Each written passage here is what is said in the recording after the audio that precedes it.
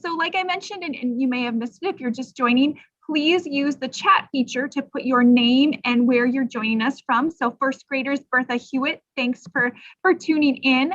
Second grade at Sunrise River School in North Branch. Lewiston Altura, first grade, the Children's Museum of Southern Minnesota, welcome. Mrs. Nepple, kindergarten, Martin County West, awesome. So I see lots of familiar names, but some new ones too. Mrs. Overton's third grade class at Lindbergh, welcome.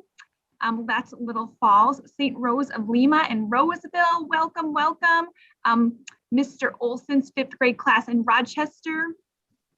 Sunrise second graders, hello to you. We have some seventh graders from Grand Forks. Hello to you. So we are so excited. Mrs. Burning from second grade, Buffalo, Minnesota. We're happy to have you here with us too. So we hope that your school year has been starting awesome. Here at Minnesota Agriculture in the Classroom, we have been planning and excited to have you join us for this virtual field trip. My name is Sue Knott. I'm an education specialist with Minnesota Agriculture in the Classroom. And I have two of my teammates. Carrie Seidel is our technology person. So hopefully you won't hear from her because she's the one that helps us if we have any issues. And then my other teammate, Tony Dewalter, is at the farm. So we are going to jump out there in just a moment, but just a couple things before we get started. We are so excited to have you here and we want to know what you want to know. So if you are joining us on Zoom, please use the Q&A feature to put your questions in and I will do my best to ask most of them. And if you are joining us on YouTube, please use the comment or chat feature to put your questions in there and we'll try to ask you as well, or ask your questions as well. So once again, thanks for joining us. We have an exciting opportunity to visit Backlund Acres near Belle Plaine, Minnesota. So as I said, my teammate Tony is there and also Sheila Backlund, one of the owners of Backlund Acres, or Backlund Acres. So Tony, tell us what you're seeing right now. Hi guys, hi everybody. Oh, it's so exciting to have all these classrooms from around the state join us for our first virtual field trip of the school year.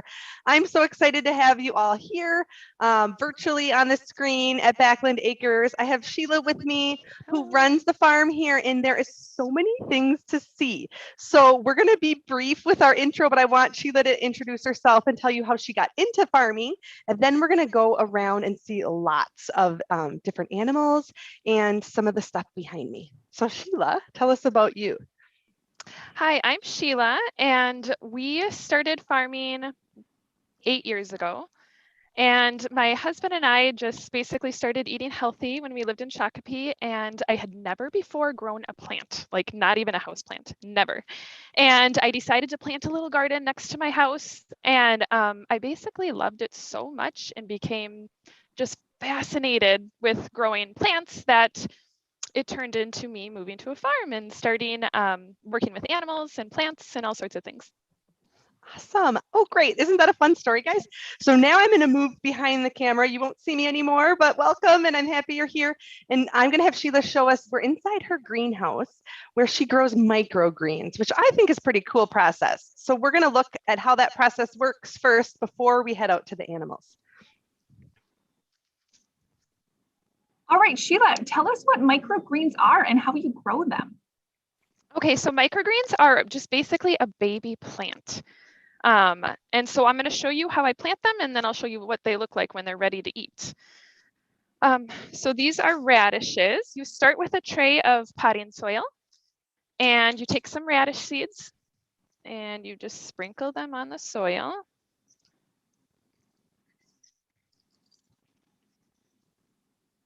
And then you want to press them down because seeds like a little bit of pressure when they germinate. So they grow strongest when they can have something, some pressure on them. So I press them down and I would water them. I won't water them right now, and then I'm going to actually stick a top on them like this. And because seeds like the dark to germinate too. So I'd stick a top on like this and set it over here. And so when they are, these ones I'm going to show you, I planted on Monday. I'll just show you the radish ones. They look like this after a few days. And so these are ready to take the trays off now because they're yellow. So to turn green and beautiful, they need light. So I could probably go through and take all these trays off today, and I will. that little fuzzy thing is actually the seed germinating. It does that when the seed germinates. Oh, Sheila, we have And our first then- question, and you just said the word again. So someone's wondering, what does the word germinate mean? Oh, okay, germinate means a seed turning into, like, growing its roots, turning into a plant, basically. Going So from a sprouting, seed to a like plant. a sprout might be Sprouting. another. Yeah. Okay. Sprouting Awesome. would be a way of saying it. Yeah, when the seed Thank is you. sprouting. It looks like that. And then here are the adult radish microgreens ready to be cut actually today, because I'm going to market tomorrow. So this is kind of what I will do when I cut them.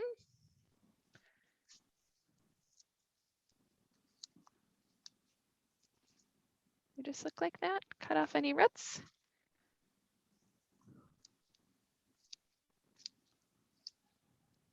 So you're not actually growing these for the radish part. You're growing them for the leaves. That's what's going to be Right. Yeah, it's just the leaves that are eaten, because adult radish looks like this, right? If I were to plant those seeds in the ground, it would grow into a big adult radish like this.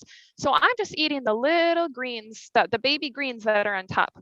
And so microgreens, if you have this much adult radish microgreens and the same amount of, or I'm sorry, adult radish, and then the same amount of radish microgreens, the radish microgreens can be somewhere up to 30 times as nutritious, as healthy as the adult plant.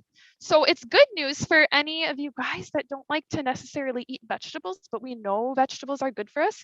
It's an easy way to get a lot of nutrients from vegetables without having to eat a lot. So I might only need to eat a little bit of microgreens and I can get all my nutrients for the day from my vegetables. Okay, so the other thing I like to do is put edible flowers in with before I sell them, because they're pretty and you can eat them. So sometimes I do that, or sometimes I just take the petals off and sprinkle them. Do you want to try one, Tony? So Try a petal? Sheila, Mrs. Johnson's class is wondering what kind of flowers are edible. Okay, so I have here nasturtiums and I have marigolds. I also have some snapdragons. I grow a few different kinds here. I can't remember what else right now that I have is edible. I was selling them to a restaurant in the spring. So yeah, these are nasturtiums and marigolds. And they also double, like I use them for other reasons. I use them for, because they attract pollinators, and marigolds actually deter some pests. So I plant them in with my other vegetables. So then when it's ready, did I answer that okay? When it's ready, I close the top and I will bring it to market tomorrow. Oh, wow, that So looks this is awesome. Yeah, this is just one variety I grow, but I also grow peas and sunflowers and a whole different mix of things. Okay, Sheila, we have a couple questions that maybe as you transition outside, you could Sure. answer as you're walking out there. So first of all, what is a pollinator? Could you give us a couple examples of pollinators? Okay, butterflies are pollinators. Bees are pollinators. Hummingbirds are pollinators. Lots of moths are pollinators. So they will carry pollen from one flower to another, and that helps the plants to grow. Like if you're looking at like my tomato plants right there, we need bees or a pollinator to get into the flowers and carry pollen from one flower to another in order for the plants to be able to grow tomatoes. Awesome. Okay, we have another question. It looks like it's from Mr. Olson. He's wondering, and maybe it's his class, who knows, are wondering why the plants you just showed us are called microgreens. Okay, so micro I think means small, right? Tiny maybe. And they're small greens. They're baby plants. So small. Yeah, that name makes perfect sense. Okay, it looks like we're in your garden. Do you want to tell us why we're here in your garden? Okay, yes. So this is one of my garden beds, and something I'm going to show you today as we look at the animals is that the animals, in addition to providing meat or eggs for us, they also have a job here on the farm. And I wanted to show you, before we walk down to see the pigs, I want to show you one of the pigs' jobs. So the pigs, you'll see, have a nose like a shovel, And so I'm actually going to, I have a problem here. My problem is this is a new bed and you can't really see the bed because there's so many weeds. And I had onions all planted in here this year, but then when I harvested the onions, it just got overtaken with weeds and I planted some things here and there. But the tiller that we, it's a new bed, the tiller that we used wasn't able to get the roots of the weeds out because they go so deep into the ground. But pigs are really good at that. See, their nose is like a shovel. So they are good at getting, so I could either come by through here with a fork and do the whole thing myself, and it would take me a lot of time and a lot of energy. Or I could put the pigs in here for a couple weeks or even just a few days. It doesn't take very long. And they can get down to and get up these roots from the ground. They're good at like bringing these up from the ground so that in the spring, it will be, there will be less weeds and it'll be ready for me to plant. So I'm going to do that with a few beds up here. And as we're walking down, I can tell you the other reason I want to put the pigs in there. I had a problem this year with a bug called the squash vine borer. What it did is it drilled holes in all of my squash plants and went into the inside of the plants and ate the plant from the inside out. So a bunch of my plants were dying and I caught it very late. So I did some things to try to fix the problem, but I wasn't fixable, they died. So what I'm going to do, and so those bugs like to go into the dirt and they like to live there the whole winter. And then they're going to come up in the spring and try to do the same thing again. So I'm hoping that the pigs will actually disturb their winter homes so that they can't come up in the spring. Wow, those pigs have lots of important jobs. That's super cool. We've had a couple questions, Sheila, about the microgreens. First of all, where do you get your seeds to grow them? And then secondly, do you have to wash them like after you harvest or before you eat them? So I get my seeds from True Leaf Market and I don't wash them before I package them because excess moisture in the package causes problems. Just is not a good idea. But the people, customers, I tell them that they can wash them before they eat them. Yep. Awesome. Okay. Wait, can I ask one more quick question? I'm Sure. going to say Mrs. Yorgies, and I'm sorry if I said your name wrong, but they want to know, do you put the pigs in your garden like now when the vegetables are still growing, or do you wait for the vegetables to like die because it's like cold before you put the pigs in there?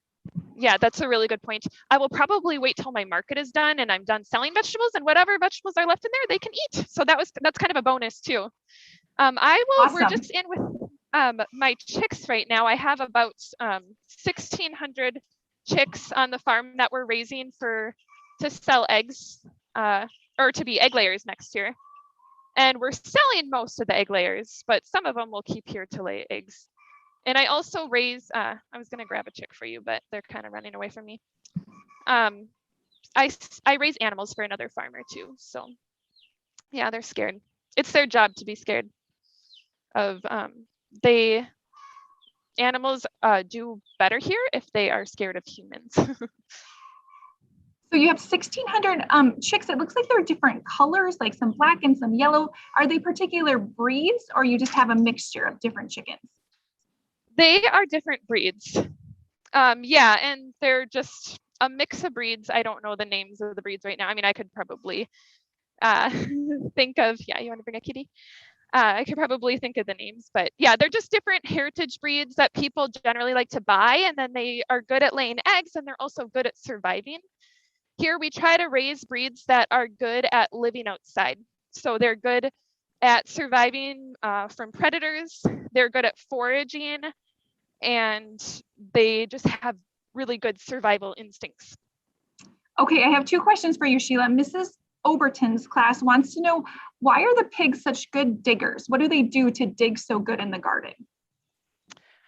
Well, like I said, their nose is like a shovel, and it's just part of their instinct. They're just born that way. They like, just as soon as you put them out on pasture, you'll see when we get down there that they just like to destroy, or they like to just root up the ground. Something they do when they root up the ground is they eat roots of things, and they eat grubs. I've seen them eat grubs a whole bunch, and I didn't know that about pigs until we got them. Okay, a couple more questions. We saw the kittens. I think they were like in a bucket, and we also saw your dog running around. The question is asked, what are the jobs of cats and dogs on your farm? Yes. Okay. So the kittens we raise because we keep a lot of feed in the barn and we have trouble with mice eating the feed. So the kittens, I won't get too graphic, but take care of our mice problem in the barn. And then Belle's job, her job, my dog, is to protect the animals. She does a really good job of protecting animals that are next to my house, like in my yard. She's not as great if they're way down here, but something I'd like to look into in the future is getting a job or getting a dog specifically for animals. Sorry, this is on, Tony. For animals that are way out in the pasture.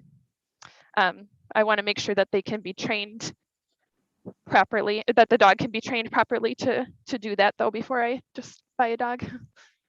Okay, I see some cattle, and Mrs. Ewell's class wants to know how many cows you have. So right now, I think we have 5 moms and 1 bull, and then we have 2 teenage calves, and then something really fun. The other day, you guys, I was coming down here to do chores, and I noticed a mom was mooing really weirdly. I had not heard her moo like that, and she kind of was hunched over and looked like something was wrong, and I was like, oh no, what's wrong? And I went over there, and I saw 2 little hubs sticking out of the back of her. And I got to see her have a baby right in front of me. And I didn't even know she was pregnant. What a fun surprise. So is that calf? Can we get to meet that calf? Yes. Do you want to do that now or should we look at the chickens first? Oh, well, you decide, but I have a couple more questions for you as you make that decision. Miss Loft's class wants to know how many different types of vegetables you grow. Oh, that's a good question. I try to grow everything possible that I can. Next year, I'm going to experiment with some ginger and some things that aren't easy to grow in Minnesota. But I grew everything. It's easier for me to tell you what I don't grow. I didn't grow this year, and I'm going to next year. Potatoes, carrots, and there's one other thing. And just because my soil is clay, so it takes a lot of amending and working. The pigs will do a good job getting it ready to grow some of those vegetables. Okay, one more question, then I'll have you tell us about the chickens. But you mentioned the bull. Is that the dad? Because you said you had 5 moms, and then the bull, and then teenagers. So are there specific names for those cattle that we should know? Not like names like Sheila, but like terms that a farmer uses. Yeah, that's good. Okay, yes. So the moms are called cows, right? There's not another name, and the babies are calves, and then the bull is another word for the bull is dad. He's the dad of the babies. Is that kind of, yeah. Okay, perfect. Thanks. I see some chickens around, and tell us about them. So these are some of our egg layer chickens, and their job is to obviously lay eggs, and then their other job is they fertilize the ground. So we are doing an experiment this year, which actually it seems to be working. We're keeping them close to the pigs, which are right in here somewhere, because it's helping with the predator issue. So we have predators come and try to take our chickens sometimes. By keeping them close to the pigs, the predators aren't as willing to come around because it looks like, I don't know, they're just not as willing, we're finding, to come around. And then they also like the same habitat. So you can see the chickens really like, so there's the pigs. The chickens really like to be in the same area as the pigs. They like shade. They like, they're jungle animals. Both are actually jungle animals. And so they like a cover, and that helps with predators also, aerial predators. So Sheila, Mrs. Bartz's second graders want to know where the chickens lay their eggs and how you collect them.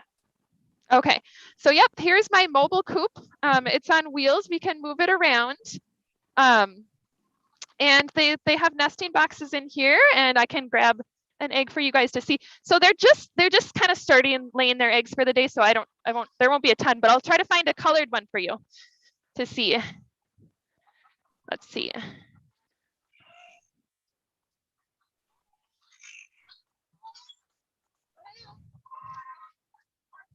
Well, I'm not able to find any blue or green eggs, but I found a couple of brown ones. There's a bunch of brown eggs in there. I don't have my egg basket, but we have some of the breeds we have lay blue and green eggs. Oh, that would be fun. The brown eggs look nice, or look very cool too. We have a couple questions. Sheila, you mentioned predators. So what are some of the predators that are harmful to your chickens, and do they also try to eat the eggs? Oh, good question. So there's coyotes, foxes, and one of our biggest predators is actually owls. But yeah, so I don't know, they don't try to eat the eggs. The only thing that tries to eat the eggs is my cats sometimes. But I think it's if the egg is already cracked, they might try. Okay, so here we're looking at the pigs now. And so can you kind of see the shapes of their noses and how it can be used as a shovel? I saw them when I was down here this morning. I saw them digging because the soil got wet and it makes it easier for them. And so they were having a heyday down here. So Sheila, we had a question quickly about the eggs, then we can move on to the pigs. Why are the eggs brown and green and blue instead of white, like the ones we would see at a grocery store? It's just different breeds of chickens lay different colored eggs. And it just so happens that some of the breeds that are better at surviving and being raised the way we do, we don't use fencing. So, they have to be kind of survivors, if that makes sense. They have to be able to fly up in trees to get away from a predator. It just happens that they lay colored eggs. They lay brown and blue. And I think I'm raising some that are going to lay white eggs too. Excellent, excellent. Okay, tell us more about these pigs. There are questions. Where do you get them from? Mr. Olson's class is curious about that.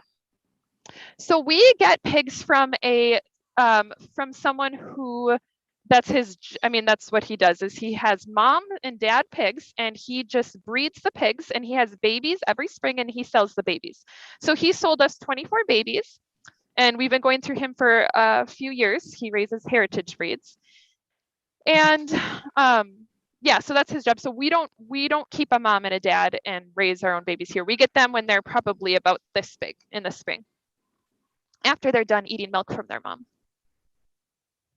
And do you still have 24 pigs? Yes. Yep. The pigs are doing great this year.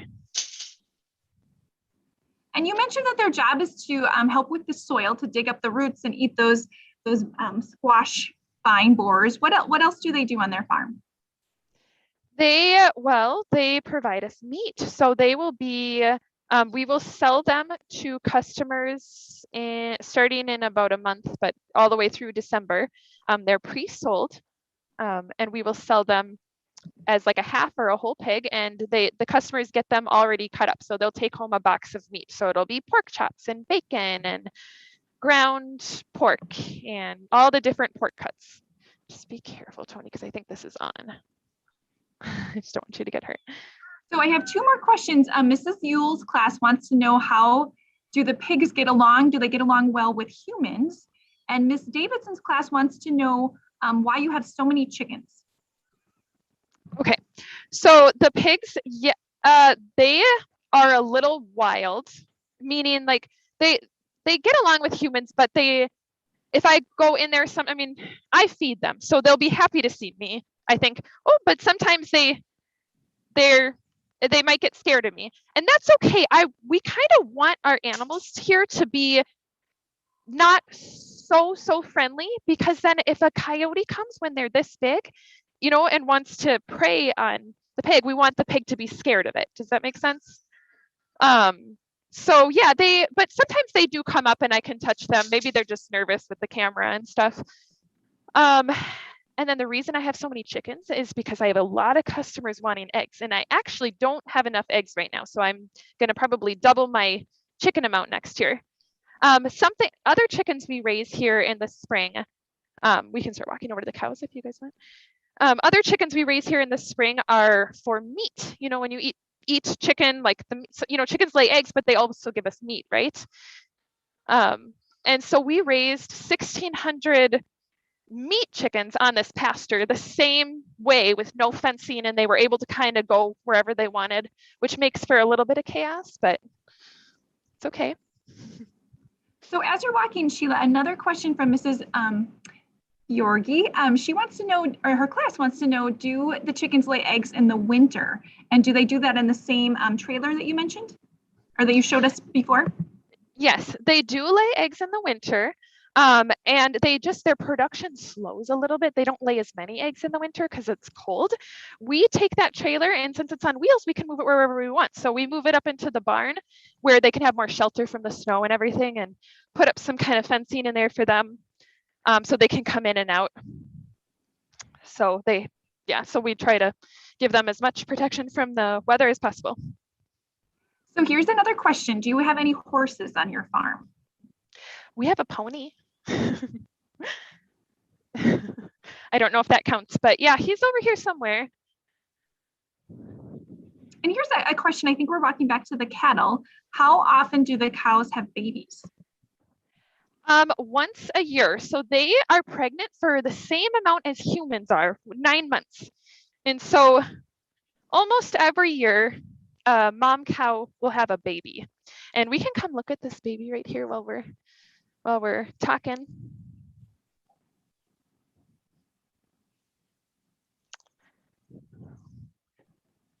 So these cows aren't actually mine. Another farmer that I work with another farmer, and he puts his cows here so that they can eat my grass, because cows eat grass. And then so that they can, so that he can have a place for his cows to eat grass. So here's the baby that was born the other day. Oh, he's scared now. Sometimes when they're just born, oh no, it's gonna jump through fencing. Sometimes when they're just born, you can go up and pet them. They don't know to be scared of humans yet. And here comes Mama. It's okay, Mama. It's okay. I'm sorry. Sometimes the moms don't like if you get close to their babies. They're protective. She's being a good mom. So she's gonna go get her baby and make sure he or she is okay.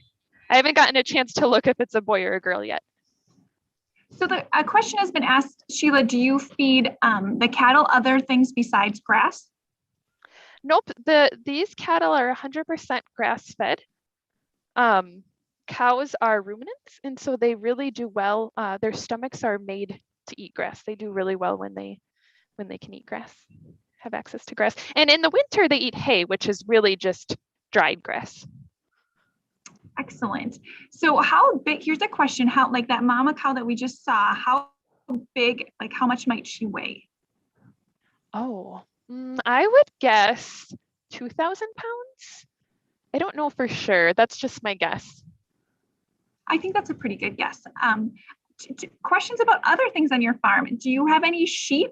And are there any snakes on your farm? There is a lot of snakes here. And my 10-year-old is very excited about that. He loves them. And I do have sheep. Sometimes I just don't have them right now. Sheep are hard to keep contained. They like to escape a lot and run over to the neighbor's yard and cause problems.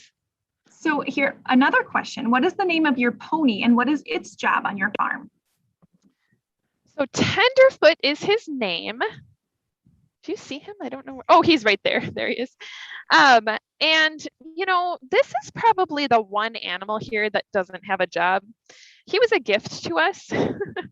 And yeah, so I guess maybe he's for fun. The kids have fun with him. Sometimes my daughter rides him. He's kind of a cranky pony. He doesn't like a lot of attention, and he's a little bit stubborn, just like you hear about the typical pony behavior. He doesn't really have a job here. Well, I think for fun is also an important job, right? To enjoy him. So you mentioned your kids a couple times, Sheila. Do you want to tell us about your family and how your kids are involved on your farm? Sure. Yep. So I have 3 kids that are almost 15, 12, and 10. And they help me. Right now they're in school, so they're not helping as much, but they help me throughout the summer with the animal chores and with microgreens. My daughter's really good at the microgreens, and then she also comes to all the markets with me and sets up and tears down. And then I help them by taking them to all their sports and driving them to school when they miss the bus. So I just had this conversation with them this morning. I said, if you guys help me tonight, because I have a market tomorrow, if you help me get all the vegetables packed up and everything harvested, I'll help you by bringing you to school this morning.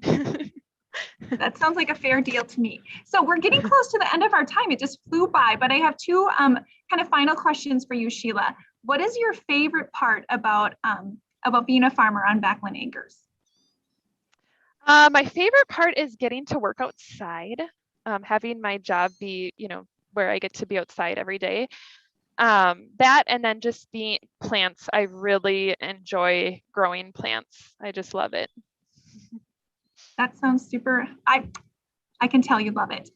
So how about, what do you think what's in the future for Backlund Acres? What do you foresee happening in the coming years?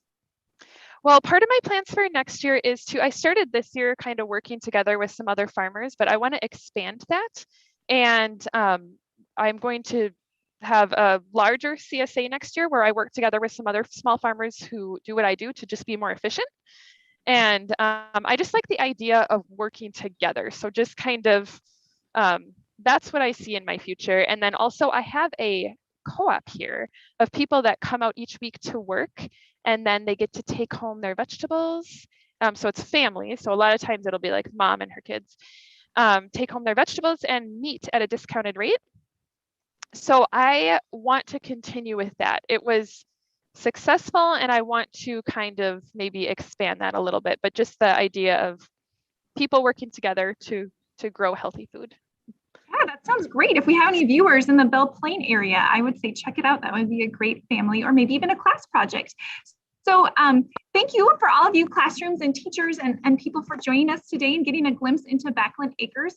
I want to let you know that next Friday, October 8th, we're doing another virtual field trip, and this one will be to Ponwith Farms, which is near Mankato, and we're going to hop into their combine as they're harvesting field corn, and that's one of the foods that some of these animals eat. So if you wonder what a combine is and how it harvests and how that all works, join us next Friday, October 8th at 10 o'clock.